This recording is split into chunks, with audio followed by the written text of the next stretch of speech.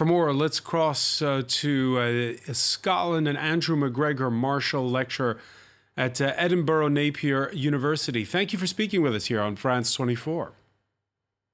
Thanks for inviting me. The three-day ceremony, the first in 7 decades. Before we talk about the politics, just to put it in perspective for us, just how much this matters to ordinary Thais. Well, that's actually an open question. The Thai monarchy has traditionally been revered by Thais. And at previous royal events, when the previous king was appearing in public, the streets would be thronged with people. But the current king is much less popular than his predecessor. And there's been signs that this coronation won't really be quite as spectacular or as popular an event as maybe the government would have hoped. Signs that they're won't be as spectacular. Is that because, well, he's already weighed in on politics, most notably during the recent general election? That's certainly one reason. He's never been popular for many decades, and there was a lot of anger that they believe he was favouring the military junta in the previous election.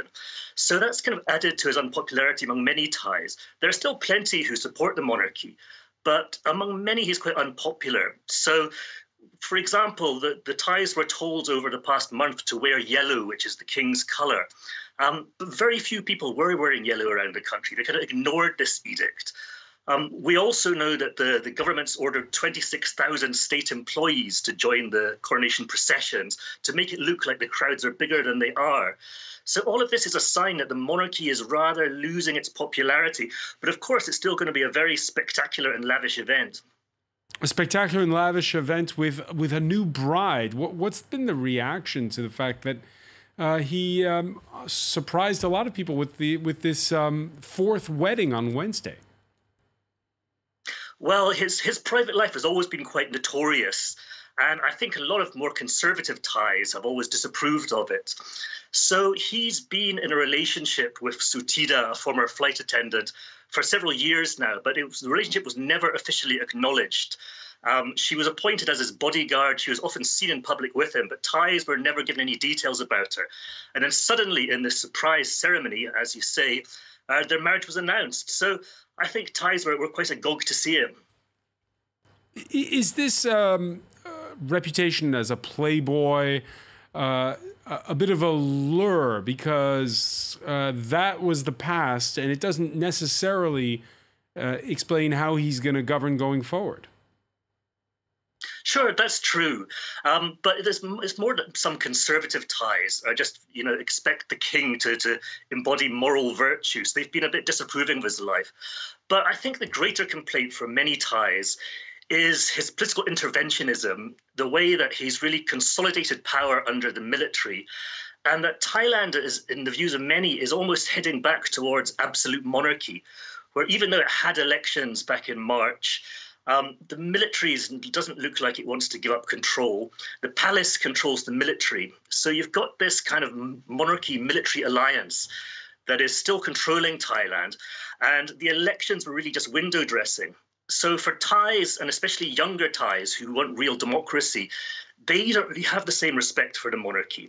A party that's quite radical and wants to cut down the role of the military, that did really well in the recent elections. It came third with more than 5 million votes.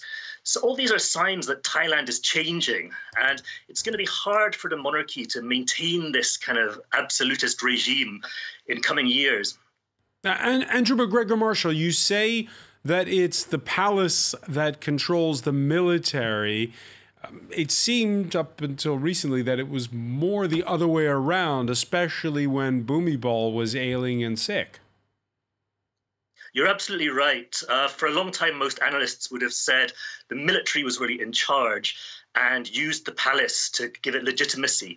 But I think most analysts, including myself, now see things have changed because the current king is very interventionist. He's appointed key loyalists at the top of the military. And the military, the top leaders have come out in recent weeks and said, their ultimate duty is to support the monarchy. So the regime's kind of changed. It's a kind of merger of the palace and the military, if you like. But I think most people would agree that King Vajiralongkorn is by far the most powerful man in Thailand, more powerful than even the top generals. Could it come to a head between him and the military? He himself used to be in the Air Force in the 1970s. I don't see a challenge to him coming from the military because, as I mentioned, all of the top military are very loyal to him, and none of them would really dare raise a challenge. But where I think things may come to a head in coming years is that, as I mentioned, there's a lot of pressure for real democracy and real reform, especially from younger people. And so if we see the palace and the military installing another puppet government, which we may see after the coronation, I think there's going to be a lot of resentment building over years. Now, there's been several moments in Thai history where people have risen up and come onto the streets in protest against military rule and to demand democracy. And I think it's not unlikely we'll see a moment like that coming again in years to come. Is it still, in the West, we sort of see it in broad brushstrokes, is it still that three-way sort of battle between conservatives, the military, and the opposition led by former Premier Thaksin Shinawatra? Yeah, I mean, that's still the general outline of it. For more than a decade, Thailand has been stuck in this red versus yellow political conflict that's led to 2 coups and a lot of violence on the streets. But now I think that the red versus yellow era is slightly coming to an end, and it's now a clearer struggle between the conservatives in the palace, the military and the bureaucracy, against younger people and rural Thais who are kind of sick of the lack of democracy, and they really want change.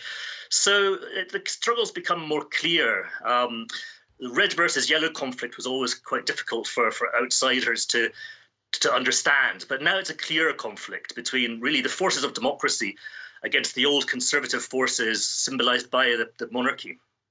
Andrew Macgregor Marshall, one final question. Over the next 3 days, what is the moment to watch? I think the key thing to watch will be how many people you see on the streets and how much genuine emotion they're showing.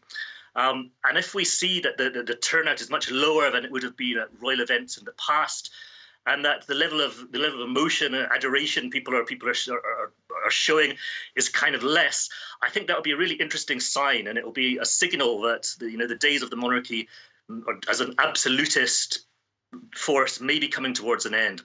Andrew Macgregor Marshall of Edinburgh Napier University, thank you for joining us.